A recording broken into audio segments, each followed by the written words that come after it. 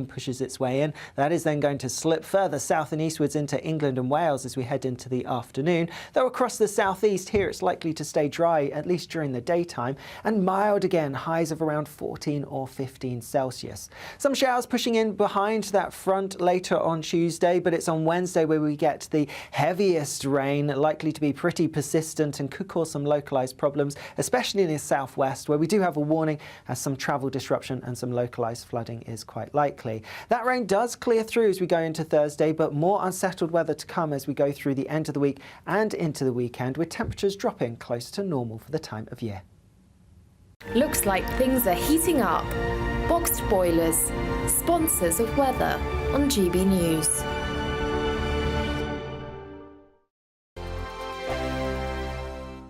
(2024), a battleground year. The year the nation decides. As the parties gear up their campaigns for the next general election. Who will be left standing when the British people make one of the biggest decisions of their lives? Who will rise? And who will fall? Let's find out together. For every moment, the highs, the lows, the twists and turns. We'll be with you for every step of this journey. In 2024, GB News is Britain's election channel.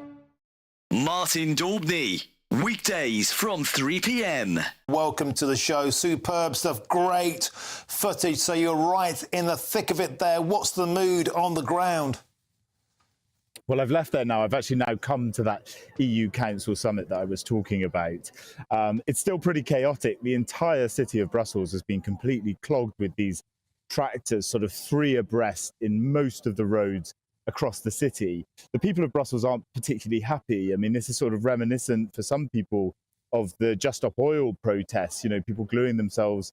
People are unable to get to hospital appointments, and there's a lot of upset about the destruction that's happening on the streets of Brussels today.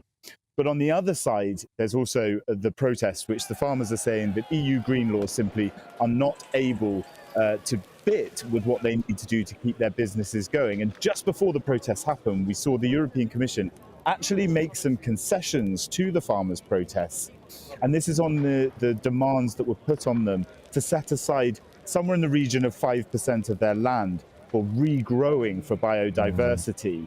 A lot of the farmers have said that's not possible, and the European Commission has said that they can delay that coming in. So they have won a small concession with these protests. And Jack, there's a feeling as well, a huge dissatisfaction that the European Union has managed to find 50 billion euros in aid to send to Ukraine, and yet farmers in particular are on the receiving end of net zero targets, taxation on diesel, and endless red tape. So many farmers, Jack, saying they're measuring ditches to see if they have to drain them or not. There are minimum requirements on the width of battery hen enclosures. Endless red tape, as Jeremy Clarkson pointed out in Clarkson's farm in Britain. They've simply had enough, and they're shouting, Ursula von der Leyen, we are here. I think the most exciting bit for me is talking to people. People who I think are ignored often by the major news channels. We're going to give news they want to hear. There's a voice there that needs to be heard. I think there's a chance here for a diversity of opinion to be expressed, which you don't find elsewhere. It's really exciting. We don't hold back. We're free to say how decisions that are taken here Affect us all around the country. Only on GB News, the People's Channel, Britain's news channel.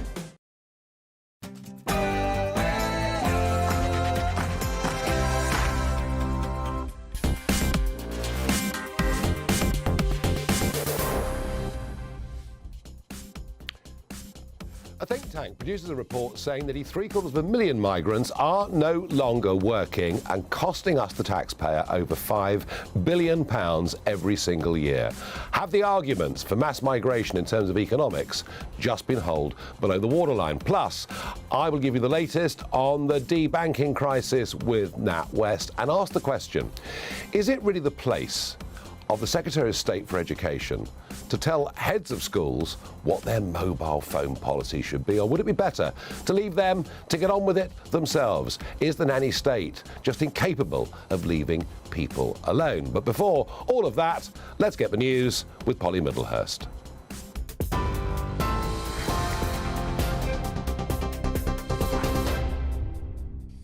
Nigel, thank you, and good evening to you. Well, the top story from the GB Newsroom tonight is that a man who piloted a people-smuggling small boat across the English Channel has been found guilty of manslaughter. If you're watching on TV, you'll be able to see footage obtained by GB News of the rescue operation, which took place in December 2022. 4 migrants drowned during the crossing after the boat ran into difficulty. And Ibrahim Abba, who's a Senegalese migrant, claimed he had sailed boats before, which meant he was allowed to make the journey free of charge. Others, of course, paid thousands. The judge said the boat was navigated using only mobile phone technology, and as a result of his actions, 4 people lost their lives. 3 children found dead at a home in Bristol yesterday have this afternoon been named by police. Their siblings, Farage Bash, who was aged 7, 3-year-old Jory Bash and 9-month-old Mohammed Bash. A heavy police presence remains in the area after the children were found dead on Sunday following a call to police officers who responded to a welfare query. A 42-year-old woman was arrested at the scene. She was taken to hospital and remains in police custody. Meanwhile, specialist dive teams are continuing to search the River Soar in Leicester this evening in a search for a 2-year-old boy who fell into the water yesterday. Officers say rising river levels and recent heavy rainfall has resulted in extremely difficult search conditions. Leicestershire Police Assistant Chief Constable Michaela Kerr said earlier the force is stepping up its efforts to find the little boy. Now, as you've been hearing, new guidance has been issued for teachers in England on restricting the use of smartphones in schools as concerns grow over the impact of social media on young people. Head teachers can now choose to include a ban on phones in their school's behaviour policy, with provisions for searches if necessary. But a union representing head teachers says the guidelines aren't needed because robust rules already exist. And Lord Cameron has been visiting some of the key battle sites of the Falkland Islands as part of a high-profile visit to show they are a valued part of the British family. The historic visit, the first by a Foreign Secretary in 30 years, comes amid renewed Argentine calls for negotiations on the island's future. At Goose Green, one of the key sites from where the war in 1982 took place, he visited the museum and spoke to local residents at the community hall. He also visited San Carlos and laid a wreath, a memorial to those who lost their lives there. Lord Cameron says the sovereignty of the Falkland Islands is non-negotiable, which he says is in line with islanders' desire to remain British.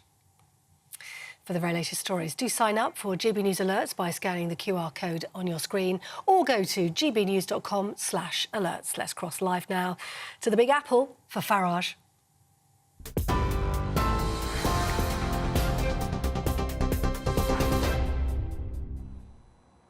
Good evening. As you can see, I'm broadcasting tonight from New York. I'll be in America all week. We're going to bring you a lot of big American stories. But for now, we're going to focus on things at home. You see, for over 2 decades, I've made the argument that uncontrolled mass immigration, this is the legal stuff, by the way, that I'm talking about, happening on a scale never seen before in the history of our islands, was putting pressure on housing, on GP appointments, and yes, indeed, on the number of cars on the road. And generally, I was mocked, derided, sometimes abused for daring to say those things. But now, actually, I think there is a sort of common understanding that a 10 million increase in the population since Mr. Blair came to power is putting unacceptable pressures on. But the one thing those who believe in mass migration and those who believe in open borders will always hold to is that it's good for the economy. It's good for GDP.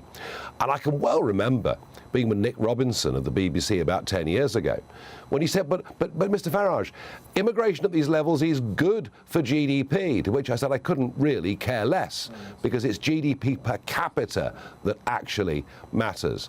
Now, the argument has persisted and held right up until today that it is good for the economy, so you will simply have to put up with it. Well, a report out overnight has maybe blown a hole in that, maybe hold the whole argument below the waterline. You see, the Centre for Migration Control have put out astonishing statistics suggesting that unemployed migrants since 2020 have cost us a staggering sum of money. Well, I'm joined by the research director for the organisation, Rob Bates. Rob, in very, very simple English, please tell me how many people who we define as migrants are not working, and what has it cost us in the last few years? So Nigel, last year we actually saw a record in the number of people that are arriving in the UK and then not going on to work. It's actually worse than what you say. It's not unemployment, it's economic inactivity, which means they're not between jobs, they're not waiting to start a new role, they are actually not in a role and they're not seeking a new role. We found through ONS data that there were about 1.13 million people currently economically inactive having arrived here on a visa, whether that be work, dependent or study.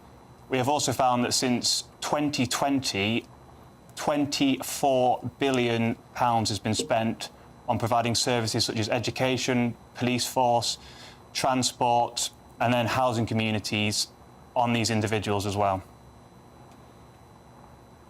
24 billion since 2020. It is, an eye-watering sum.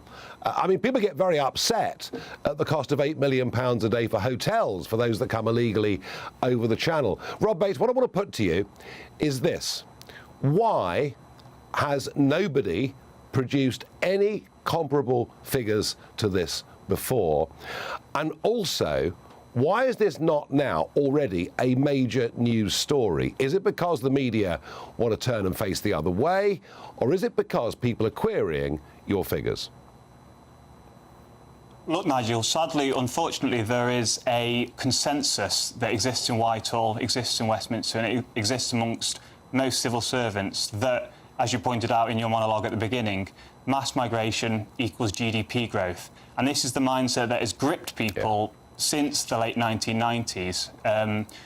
Those of us that try and put forward the case that, there perhaps isn't the economic benefits that are being purported are frequently chastised, and as you say, you've been campaigning on this more than anyone else, but the argument simply finds itself pushed to the side by a vice-like grip. The Quangos, the OBR, the Migration Advisory Committee have this disease at the heart of their policy making that views the increase in the population exponentially as increasing not just GDP, but GDP per capita. And as we are seeing now, and most of us are experiencing, that GDP per capita increase just isn't translating. No, the arguments are really, really beginning to disappear.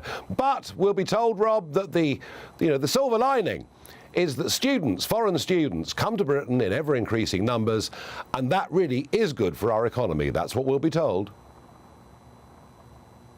Oh, absolutely. We'll be told absolutely everything. I mean, another report produced by our centre found that the actual costs versus the benefits that these foreign students do bring is, if anything, a net negative. I mean, the general narrative around this is that those that come here to study are paying the tuition fees and then are making economic contributions by buying things and things such as that. But the fact is that we are having to provide services for these people, and the public expenditure has to increase in proportion to the population. This is pretty basic economics, and no one does seem to be gripping it.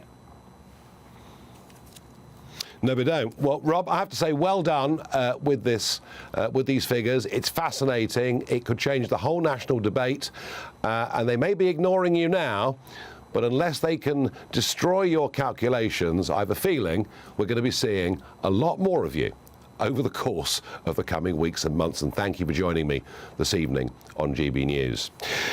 Now, sticking with a similar theme, but pretty alarming, is that the Chief Inspector of Borders and Immigration, David Neal, has produced a series of findings suggesting that foreign care workers that come into the United Kingdom, that up to 25% of them are abusing the rules by working illegally. Now, we're always told that there is a huge need for care workers in Britain.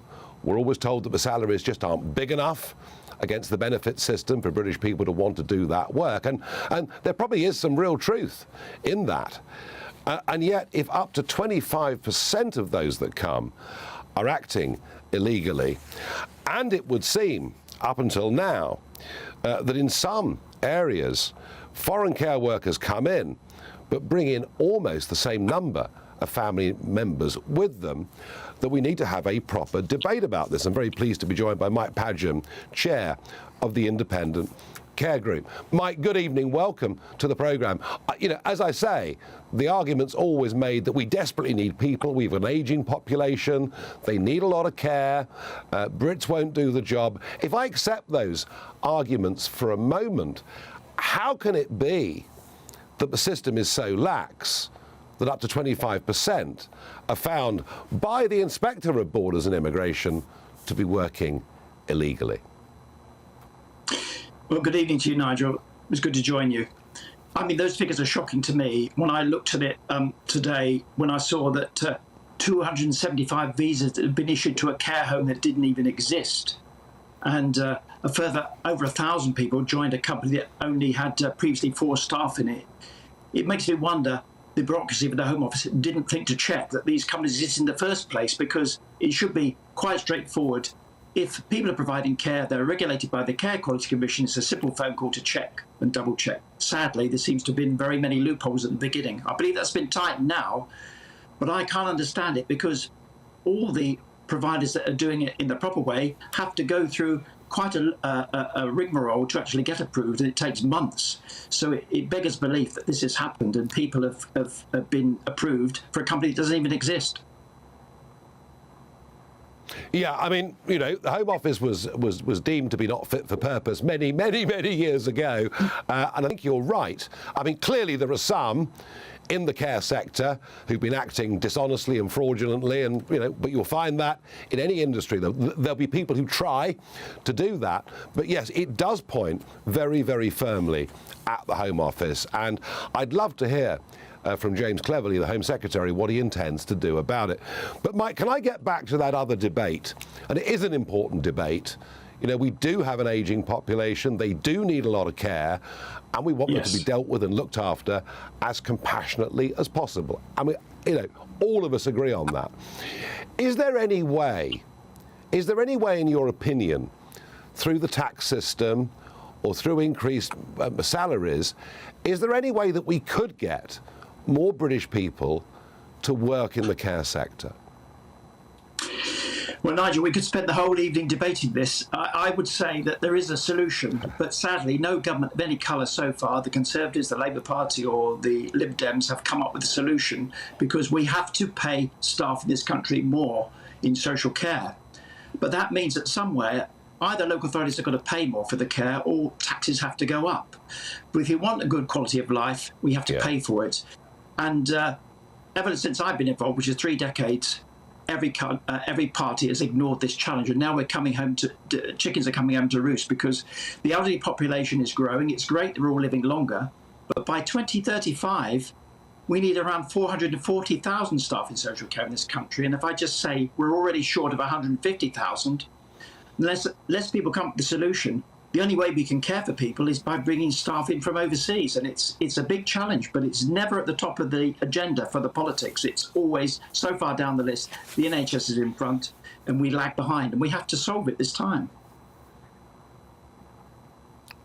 Yeah, I mean, the problem is, again, one of the areas that David Neal looked at, one of the time frames was a period in which 123,000 foreign care workers came in, but 145,000 family members came with them. So again, you are putting burdens and costs on the state. Now, the government have said that system will stop from March of this year, but kind of given what we've seen already with the Home Office, I'll believe it when I see it. But you see the problem. We just cannot have another nearly 500,000 people coming into this sector alone. Do you believe, if the money was right, final thought on this, if the money was right, and it could be through tax incentives, it could be raising the threshold, for argument's sake, at which people start to pay tax, do you believe we could find British people to do these jobs? I do believe that is the case, when people only get just above the national living wage. But it's going to take a big hike, because we feel that social care staff should be on the same wages as those in the NHS. But I think that's where the politics comes in. It's going to cost the taxpayer or the British public a lot more money. Are they prepared to pay for it? Well, if we want to be looked after in an old age, we have to pay for it, in my view. No, strong point. Mike Padgham, thank you very much indeed for joining me. And Mike making the point there, and it is a fair point, that social care really is a Cinderella service compared to how we view and think about the NHS. Not to say that hasn't got its problems. Now, David Cameron, should I say Lord Cameron, who of course now is our esteemed Foreign Secretary, spoke out after the death, or should we say murder, I don't know, of opposition leader Navalny, saying there should be consequences. He's been here in America too, telling Congress it needs to pass the $60 billion worth of funding for Ukraine, something I'm going to be looking at during this week. But also, and very interestingly, he's now in the Falkland Islands. He's gone to send a strong message. Goodness me, it's the first thing he's done as Foreign Secretary that I've actually agreed with. We'll look at all of that after the break. I'm Michelle Dewberry, and I'm not here to tell you what to think. I'd much rather hear what you have to say. So, send in your opinions to gbviews@gbnews.com. Keep them clean, and you never know, I might read them out. With my panel here on Jubes & Co, we debate, we get stuck into the issues of the day on a show where all views are welcome, especially yours. GB News, the People's Channel, Britain's news channel. Patrick Christie's Tonight. Weekdays from 9 p.m. Mike Freer joins me now. Mike, thank you very much for coming into the studio. Thank you for inviting me. Firstly, how are you? It's been a busy day, and it's been quite a traumatic experience. It's a real wrench to walk away from a job that you love, but also a constituency that you've become, I live there, it's my home, and I regard many of my constituents as friends, and it is an amazing place, and to walk away from that is really it's quite an emotional wrench to think this was a job I loved, but unfortunately I can't do it anymore. Can you talk me through the process? Because you mentioned about the alleged arson attack, etc., being the final straw, but this has been a really quite vile journey to get to this point. So what kind of threats have you had? What's that look like? Well, like every MP, I mean, you day in, day out, you get abusive emails, you get low-level stuff that, whether we should accept it, but we do, it's graffiti, it's things like, in the past I've had a mock Molotov cocktail left on the office door, meaning we had to evacuate the whole building. I've come out of my house and found a note on my car. Where I live is common knowledge, but what I drive is less so. And it's a few weeks after John Mann had the wheel nuts on his car tampered with. So that all kind of makes you get a bit, what on earth's going on. But I've had two run-ins with the organisation that was Muslims Against Crusades, and people like Anjem Chowdhury, who was behind that organisation, been to prison. But online, it said, I used to do surgery in mosques, so I wanted to go out and see people. And online, there's a picture of me saying, you're not welcome in our mosque, let Stephen Timms be a pointed reminder. So it's not very subtle. Well, just for our viewers and listeners who might not remember that, Stephen Timms, of course, was stabbed by a woman who'd been radicalised. Thank heavens he survived. So it was a very unsubtle. Tired of the usual focus-tested, pre-prepared Westminster runaround? Well, so am I. So you want higher taxes? Is your department to blame for this? Are you rethinking this policy? Every Sunday at 9:30, I'll be sitting down with those in power to get the truth about the issues affecting you. Let's be honest, we've known about the cost pressures of this project for years, not months. That's the Camilla Tominey Show, a politics show with personality. On GB News, the People's Channel, Britain's news channel.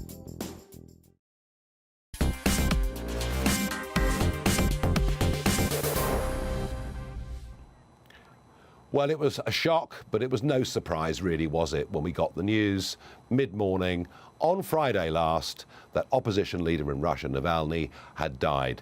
He'd been sent out to some utterly appalling place, a modern-day equivalent of the Gulag, out in Siberia, and we've been hearing reports about prisoners made to stand out in the freezing cold for up to 40 minutes if they move, being hosed down with cold water. The whole thing sounded pretty brutal and pretty awful, and it was disappointing in some ways that Tucker Carlson didn't ask in that interview about Navalny. He asked about an American journalist, but not about Navalny. So many journalists, so many politicians who've got in the way of Putin have died. I think that says an awful lot about him as a man. The body has not been released to the family. His mother went to the camp to try and seek it. The news that we've had today that's come from a doctor is that the body was very heavily bruised. His wife, Yulia, says she believes, has every reason to believe, that Novichok poison was used, and that the reason for the bruises is trying to physically contain someone that is having convulsions. I don't know much about this subject, but Hamish de Bretton-Gordon, former commanding officer of the UK's Chemical, Biological, Radiological and Nuclear Regiment, would know far more than anyone. Hamish, there is a history, isn't there, a record of Vladimir Putin, or those that operate on his behalf or believe they are, using Novichok, using other chemical and nerve agents, and indeed there was a previous attempt, was there not, on Navalny's life? Good evening, Nigel. Yes, absolutely. The murder, as I think it probably is, of Navalny has all the hallmarks of the Russian Secret Service, which of course is synonymous with Putin anyway. And the use of toxic chemicals to do that is a particular desire of the Russians. Litvinenko was killed with polonium-210 in the UK back in 2006. Where I'm talking to you from Salisbury in 2018, Sergei Skripal was tried to be assassinated with Novichok. And as you say, Alexei Navalny was poisoned with Novichok in August 2020 in Russia, and he somehow survived. So the fact that he looked pretty well on Thursday evening when he was last seen on TV and then died on Friday, the Russians said it was sudden cardiac death syndrome. Now, that is a syndrome I have. I know a lot about it, and certainly Navalny didn't look like somebody who had that particular syndrome. I might say that it's only people who sort of die on sports pitches of it. If you know you've got it, you can do a lot about it. So the accusation that it is Novichok would make a lot of sense, because we know the Russians designed this deadly nerve agent to be undetectable. So as you said, the body is probably not going to be released for 14 days. So the chances of a rudimentary post-mortem in Russia actually finding it are pretty unlikely. So we'll probably never know how he died, but I think it's clear to most people that he was died to get him out of the way, probably ahead of Putin's alleged sham election on the 12th of March. Yeah, no, and I mean, there's no question the guy had considerable support in Russia. He was the main opposition voice. And Hamish, David Cameron responded very strongly, saying there should be consequences for what he's done. There has been, pretty much unanimity of revulsion amongst the West. And yet, militarily, Russia have made another advance over the course of the last 48 hours. Do you sense, despite the words of David Cameron and others, that actually the West's resolve to continually pump money into Ukraine is beginning to tire? Well, first of all, I think David Cameron's doing a good job getting around the place, getting to the Falklands today. One of the reasons I think Putin has been on the loose, as it were, because he didn't think the West would do anything about it, which is why he invaded Ukraine 2 years ago. And everybody remembers the Obama red line on chemical weapon use, which again, the West sort of ignored. And somebody like Putin only responds to strength. But as you say, particularly in the US, there is waverings about supporting Ukraine. I hope people in this country and around Europe and the States realize that Putin has no limits. If he's quite happy to murder one of his members of his country, like Navalny, then he's probably prepared to do anything. And I think what everybody needs to understand, if Putin prevails in Ukraine, he's not going to stop there. He's going to keep going west. So I think it's to all of us to redouble our efforts to support Ukraine. And the US obviously is key to this, and whether the 60 billion package is signed off or not, hopefully it will be, because again, that sends a message. And Ukraine's running ammunition. This is ridiculous. The Danes today, thankfully, have said they'll empty their ammunition stores and give it to Ukraine. Quite frankly, if we don't support Ukraine, we might well find ourselves with our own beleaguered military having to fight the Russians in Europe on European soil in the next couple of years. Hamish de Bretton-Gordon, thank you, as ever, for your voice on this. And, of course, none of us can know whether Hamish is right. None of us can know, after Ukraine, whether whether Putin would go for Moldova, whether he would go for Poland, whether he would go for Estonia. We don't know the answers to any of this. There are some who look at history and say, well, it's a bit like the 1930s, it's a dictator that takes a bit and keeps on taking. There are others that say, no, even Putin isn't that mad as to provoke a war against NATO. None of us can know the truth of it. What we can know is that hundreds of thousands of people have been killed in Ukraine, that it is almost a First World War style tragedy, almost the Somme with drones that is going on in Ukraine, and that it's loathsome. I'll be coming back to that $60 billion package and the politics of it here in America repeatedly over the course of this week. And as for David Cameron, well, yes, good. I'm pleased he's gone to the Falklands. It's a very, very good thing. It's a show of support for Falkland Island sovereignty. It's really, for me, to stand up and praise David Cameron like this in public, a most unusual thing. Interestingly, the new president of Argentina, Milei, will be coming to the CPAC conference on Wednesday. I'm going to do my best to have a word with him. I'm going to ask him the question about the Falklands. I would have thought he's got enough on his plate dealing with the Argentine economy. And would you believe he's already, since he became president, cut public spending by a staggering 50%. Here is somebody doing his best to get Argentina out of just a catastrophe with inflation and interest rates. And I wish him well with that. I just hope he doesn't have designs on the Falklands. Well, you know what? I'm going to ask him. In a moment, the latest on the debanking scandal as a Member of Parliament goes and visits NatWest bigwigs and goes to number 10 as well. 2024, a battleground year. The year the nation decides. As the parties gear up their campaigns for the next general election. Who will be left standing when the British people make one of the biggest decisions of their lives? Who will rise and who will fall? Let's find out together. For every moment, the highs, the lows, the twists and turns. We'll be with you for every step of this journey. In 2024, GB News is Britain's election channel.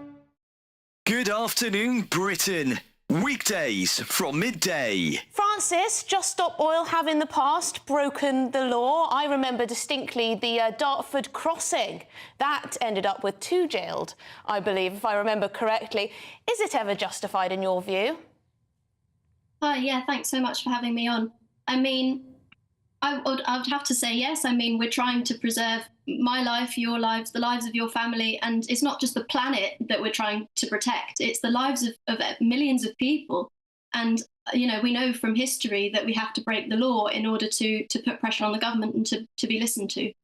No one would doubt your sincerity in your views. You genuinely believe in what you fight for. But there are others who think differently. For example, there are Islamist extremists who believe that people will go to hell unless they convert to Islam. They will sincerely, perhaps, break the law in order to force people to convert. In their view, they might be saving people's lives for eternity. There might be abortion activists who say that babies are being murdered and to save their lives we need to break the law to stop people having abortions. Why do you get to say that your moral conviction is the one that's right and other people's individual moral conviction are those that are wrong? So what's really integral to the Just Stop Oil campaign is the fact that it is a non-violent campaign. That's what separates us from the examples that you've just given. We're absolutely dedicated non-violence, both as a tactic and as a principle. So though we might be breaking the law... If individuals take it upon themselves to break the law for whatever their course is, surely the way that we decide what society wants in general is democratic and within the law. Well, of course, we know also that protest is absolutely integral to maintaining and upholding a democracy, and in particular, non-violent protest. I mean, I really can't express to you how severe this situation is, and I'm sure you know this. I'm Michelle Dewberry, and I'm not here to tell you what to think. I'd much rather hear what you have to say. So, send in your opinions to gbviews@gbnews.com. Keep them clean, and you never know, I might read them out. With my panel here on Jubes & Co, we debate, we get stuck into the issues of the day on a show where all views are welcome, especially yours. GB News, the People's Channel, Britain's news channel.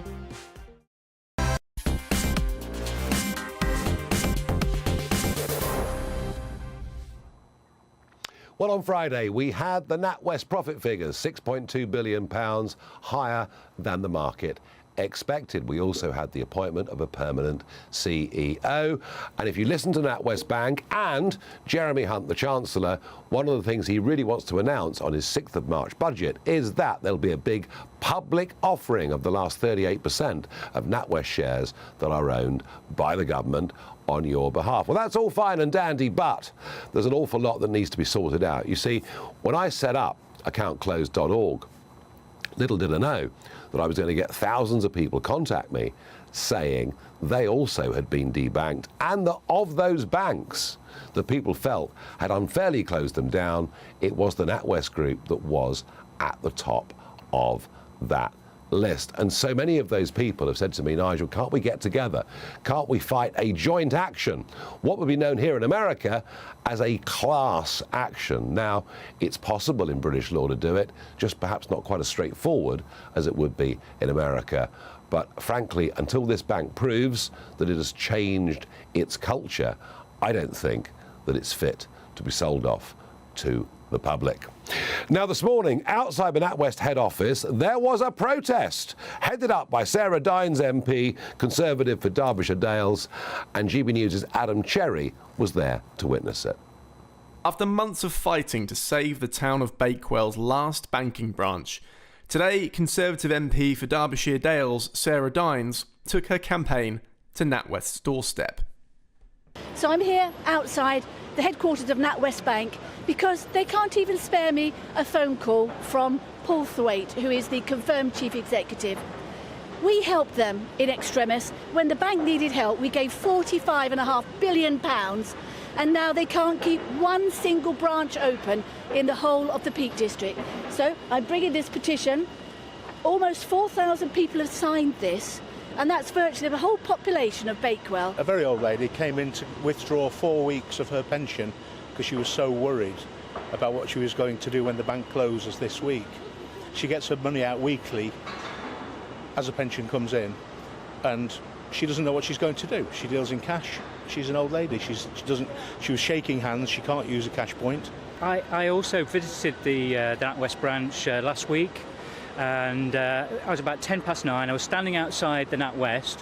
I was going to meet somebody, and people were queuing up the street. What I want NatWest to do is to understand the nature of Bakewell, the nature of the Peak District, and the fact that it's already been said, there's poor connectivity, the demographics are an ageing population. One size does not fit all in terms of bank branches. NatWest say they understand and recognise that digital solutions aren't right for every situation. And when they close branches, quote, nobody is left behind.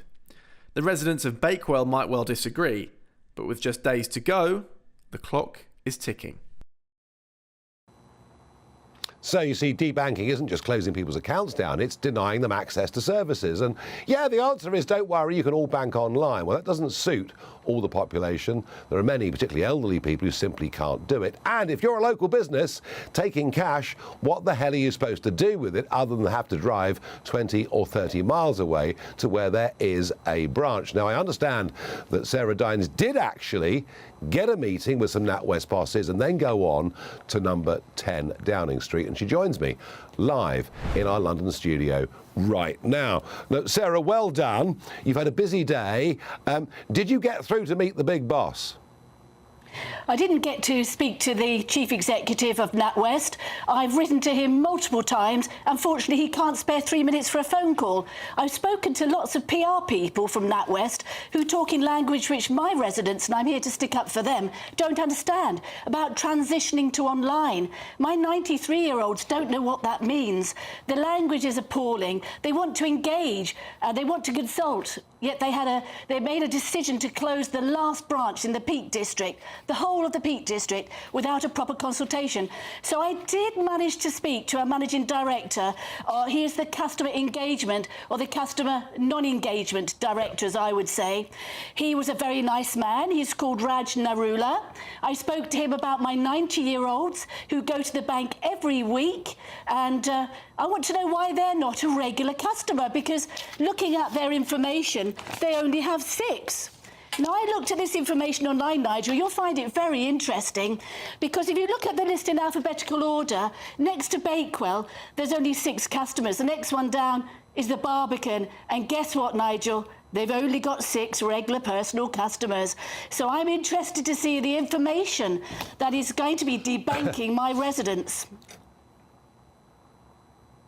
Yeah, I mean, debanking, Sarah, however it happens, is actually a little bit like the removal of gas or water or electricity from your house. It is an absolutely vital service. So I'm very, very pleased that you're enjoined in this fight. Slightly different avenue to me, but equally important. Now, in the wake of the fights that I was having last year, Andrew Griffith, who then was the Treasury Minister responsible for financial services, he's moved on since, him and the Chancellor made a series of promises about reforms to the way in which banks treat their customers.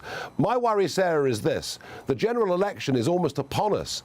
Is there time for this government to do anything?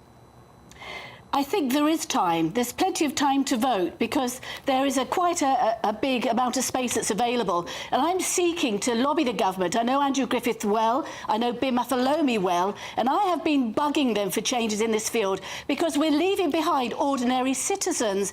It isn't good enough. It's almost like a national service banking. It's heavily regulated, and it needs to look after the vulnerable.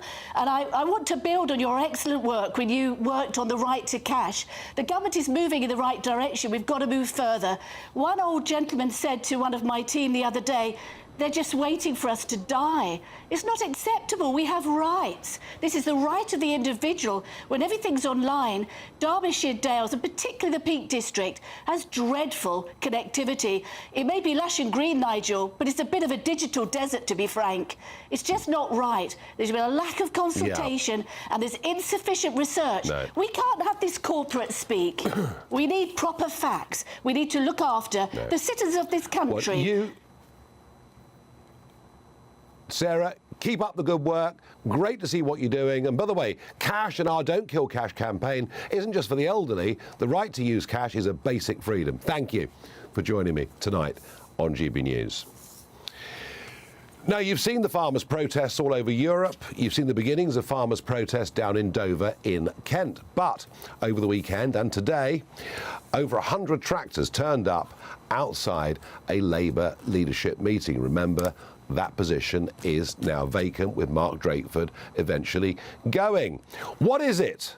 I'm going to ask Gareth Wyn-Jones. What is it, Gareth Wyn-Jones, that is upsetting farmers? And is it true that the Welsh Government's proposals could cost up to 5,500 jobs? Yeah, good evening. Yeah, 5,500 jobs, 200, and that's just in the agricultural sector. Let's not talk about what the knock-on effects, hauliers, auctioneers, meat processing plants. All these people are going to lose their livelihoods.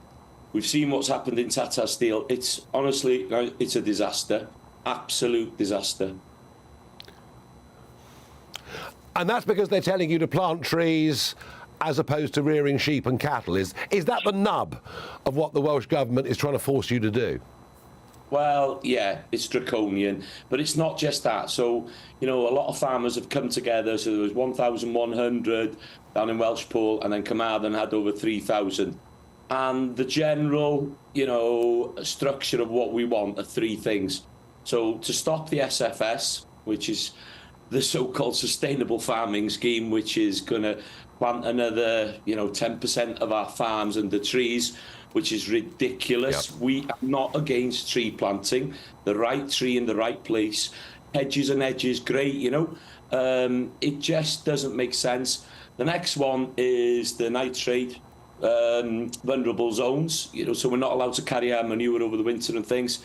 And that's going to be blanket across Wales. Now, it's going to cost farmers hundreds of thousands to have this storage done, or they'll have to cut down on their livestock. So that's 2. And number 3, and this is really important to me because, we've got an inconclusive cow, and last year we went down to TB. We have seen fantastic results in England with the reduction of TB, and that's just with the reduction in badger numbers, done properly, done professionally, and just taking them numbers down. And not only does it save the taxpayer hundreds of thousands, and I mean that, we're losing hundreds and hundreds of cows every single week, thousands of them. And, these cows are part of our dietary requirements, from milk to cheese to butter, to beef. And people are forgetting that. And to have affordable food and food security, you have to listen to the farmer, because I am going to tell you something. We are sleepwalking into food shortages, and this will happen sooner than later. And if people want affordable food, back British agriculture. Because we are the people that are at the coalface producing it, and none of these governments are listening.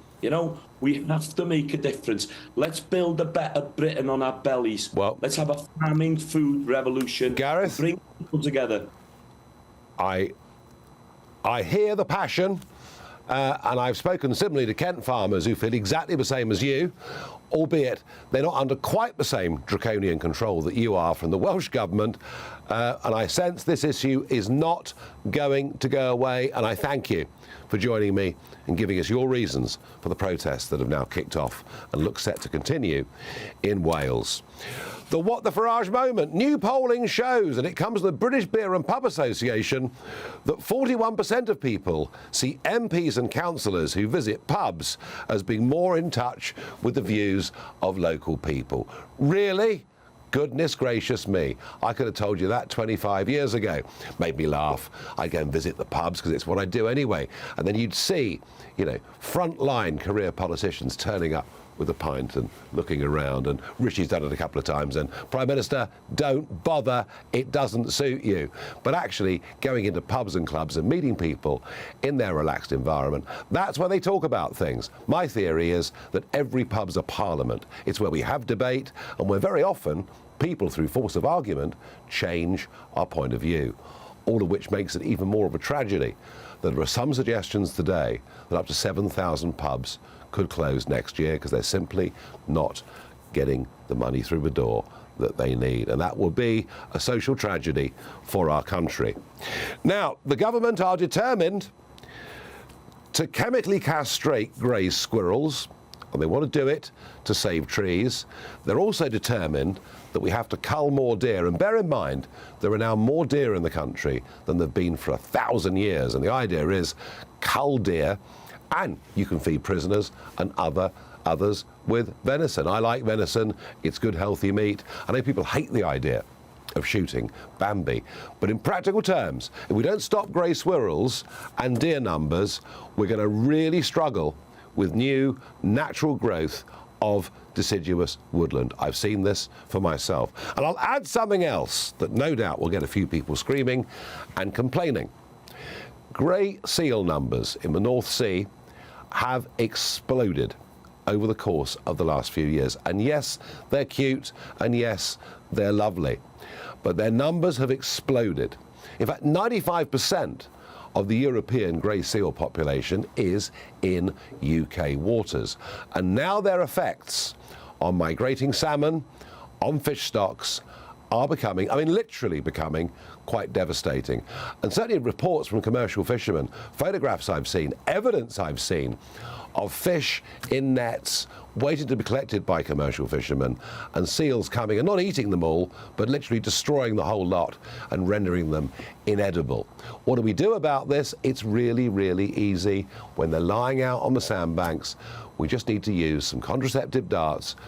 We need to keep their numbers under control.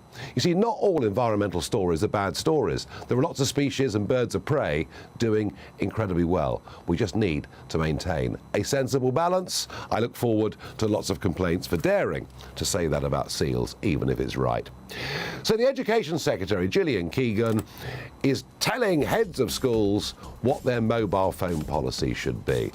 Is it a worry that kids are on these phones? Is it a distraction for school life? You bet your life it is. But does it really need to come from the government? All of that in just a moment. On Patrick Christie's tonight, 9 till 11 p.m, have extremists got Sir Keir Starmer on the run? The Labour Party could now vote with the SNP over a ceasefire in Gaza. Is the NHS eradicating women? They're claiming trans women's milk is as good as natural breast milk. Speaking of the NHS, they're serving patients food you wouldn't give to your dog. And violent riots among Eritreans around Europe. Have we imported sectarian violence into Britain? Don't miss Patrick Christie's Tonight, 9 till 11 p.m. on GB News. Be there. In the GB Newsroom, we bring you the news as it happens. With our team of dedicated journalists across the UK, we're ready to give you accurate reporting every day.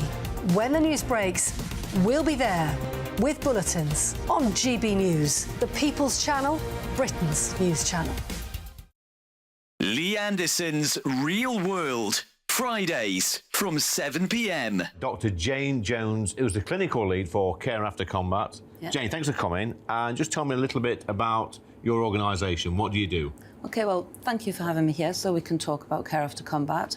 So we are an organisation, a charity, who work into the prison system, working with military veterans who've somehow got involved with the justice system and... So there's quite a high population of ex-servicemen and women in our prisons. Why is that, do you think?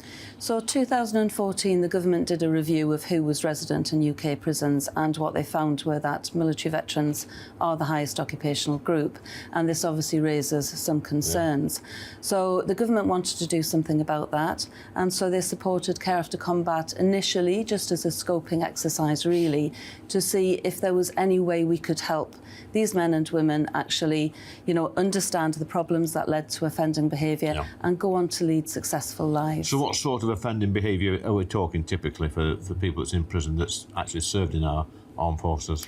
Primarily, it's violence. Yeah. So that is the highest offence that we work with. Okay. But of course, the military, as with everybody else, it's the full range of offending behaviour. OK, so we're in a pub, Jane, Dr. Jane, and I guess for some people, the odd tip of alcohol is good, a bit of fun of a weekend, relax, let your hair down. But for some people, alcohol is not always their best friend, and I guess that plays a part in some of your veterans that end up inside. Yeah. Absolutely. So, speaking from my own experience, a good 2/3 of the people I work with have some kind of mental health problem or mental health difficulty, struggling to either adapt into civilian life or with some of the traumas they've experienced during service. People might self-medicate with alcohol to manage some of those thoughts and feelings. Yeah. Your weekend starts here with Friday Night Live with me, Mark Dolan, 8 till 9 on GB News. Big stories, big guests and big laughs as we get you ready for a cracking weekend. That's Friday Night Live with Mark Dolan. Fridays 8 till 9 on GB News. Bring your own drinks. The admission's free. Have a great Saturday night with me, Leo Curse, on the Saturday Night Showdown. It's a crazy world out there, so come and make fun of it with me, my panel of comedians, and a couple of people who actually know what they're talking about. This Saturday Night Showdown is your front row ticket to the clown show every Saturday, only on GB News, the People's Channel, Britain's news channel.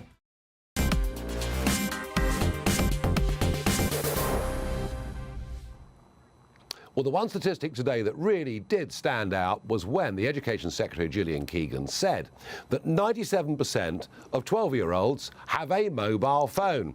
So what is to be done in schools, and is it really the job of the Education Secretary to tell heads what to do? I'm joined by Frank Young, Director of Policy and Research at Parentkind, a charity network of parent-teacher association fundraisers. Frank, no one doubts that phones can be very disruptive in schools.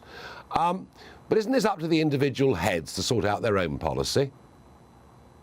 Well, I think we have a problem that we need to address. About a third of secondary age children say that they see mobile phones being used in the classroom and in school all the time. So we have to address this problem. And I think the Secretary of State is right to be absolutely clear with the guidance for every school in this country that mobile phones have no place in our classroom and indeed across our schools. But surely, Frank, headmasters and headmistresses know this themselves. They don't need central government to tell them. Well, it's right that government sets a direction, and this is a victory for parents above all else. Parents tell us overwhelmingly that they want phones banned in the classroom. So this is a real victory for parents. And too often, parents are overlooked when it comes to big debates and big questions about how we deliver our education system. So we're pleased this evening that the government has listened to parents who tell us overwhelmingly they don't want phones in classrooms. And I think we have to remember that the phones that we're talking about... parents. Yeah, no, I get that. They're smart, and they're not just little, not old-fashioned Nokias. They're smartphones. Which, Frank, thank you. Which brings me on to my next guest, quite conveniently, which is Jonathan Taylor, former covert internet investigator in the Metropolitan Police Child Abuse Investigation Command Team. Jonathan, I guess there are two issues here, aren't there? One is the disruption of any kind of phone in school. The other is the broader debate about, Miriam Cates, I think, amongst other MPs, raised this, about whether it's appropriate for 12-year-old kids to have smartphones with access to virtually anything. Yes, good evening, Nigel. I would agree with that, the fact that perhaps it's not appropriate, but you have to be realistic here. That, I go into schools twice a week speaking on online safety, and I have to be a realist that even in years 1 and 2, there'll be 10% of the pupils will be having smartphones. So there has to be some realism here. I don't want to, if I could go back in time, it'd be great to be able to say, let's treat it and legislate it like tobacco and alcohol. But we're beyond that point now. The fact that in year 7, where you've got 12-year-olds, it's nearly 100%, they've got the smartphones now. So really, it's got to be down to parents, really. They supply the devices. They're the ones that should be looking at the competence and resilience of their own child, supported by the school. It really should be far more about parents than it should be the school. Yeah, look, the school, of course, with a tough head and discipline, the school can take phones away from people at 9 a.m. and give them back at 3:30. That, of course, can happen. But it is this other broader debate, Jonathan, that interests me, that if you're a parent with a 14-year-old kid and you're denying them access to what every other kid in the street has got, what their cousins have got, it's very tough for parents, isn't it? Most definitely. The fact is, last week in the school, you had year 7 parents, I was talking to them, and they said a similar thing, Nigel, the fact that, well, everybody else has got one. I said, okay, I totally agree, there's pressure there. And I said, you can't say, what age should my child be? I said, you will know the right age, whether it's pressure from peer pressure from friends, but you're going to know. But when you decide now is the time, you have to take an active part and be involved with your child's online life. And that includes the smartphone. What are they doing? Who are they talking to? Make sure you're there like you would in any other instance being a parent. Yeah. Yeah, no, I think they're very wise words, Jonathan, and I thank you for joining this debate with us this evening. Well, I'm sure someone who knows all about the trials and tribulations of children growing up and wanting things is Jacob Rees-Mogg, because he's got half a dozen of them. Jacob, what have you got coming up on the show this evening? Well, I will be doing that because I've done an exclusive focus group amongst 6 distinguished children to find out their views on this policy. But I'm going to be starting talking about the murder of Alexei Navalny and the really absolutely feeble response of the Foreign Office. I was in the Commons for the statement, and the verbiage that came out was just hopeless. Right, Jacob, all of that to come up in just a moment. Thank you. And I'll be moving on to Washington, D.C. tomorrow, and I'll be broadcasting, as I've said, all week from America. We'll be having a look at Trump v. Biden. We hope to talk to the Argentinian president, particularly with Cameron and the Falklands. I'm going to do my best to try and track him down, and whether Congress should approve this $60 billion package. All of that, and of course in South Carolina this Saturday, another primary, and it's going to be Trump versus Haley. An awful lot to look forward to in the next few days, but before that, and before I go off, let's have a look at what the UK weather has in store for all of you. Looks like things are heating up. Boxed boilers, sponsors of weather on GB News. Hello, very good evening to you. I'm Alex Burkill. Here's your latest GB News weather update. There will be a spell of wet and windy weather for many of us tomorrow, but before that, we do have a relatively quiet night ahead. That's because we have high pressure to the south of us, which is keeping our weather largely settled. That being said, a weak front is pushing its way eastwards across Scotland this evening, bringing some thick cloud and some outbreaks of rain for a time. Then through much of the night, for many of us, it is going to be largely dry. Perhaps some thickening cloud in the west will bring a few outbreaks of drizzly rain here, and watch out for some mist and fog patches too. It may be a touch fresher than some recent nights, particularly in the east where we may get some clearer skies, temperatures perhaps dropping to low single figures but staying above freezing. However, as we go through Tuesday, a wet morning across parts of Scotland and Northern Ireland as a band of rain pushes its way in. That is then going to slip further south and eastwards into England and Wales as we head into the afternoon, though across the southeast here it's likely to stay dry at least during the daytime, and mild again, highs of around 14 or 15 Celsius. Some showers pushing in behind that front later on Tuesday, but it's on Wednesday where we get the heaviest rain, likely to be pretty persistent and could cause some localised problems, especially in the southwest where we do have a warning as some travel disruption and some localised flooding is quite likely. That rain does clear through as we go into Thursday, but more unsettled weather to come as we go through the end of the week and into the weekend, with temperatures dropping close to normal for the time of year. A brighter outlook with Box Solar, sponsors of weather on GB News.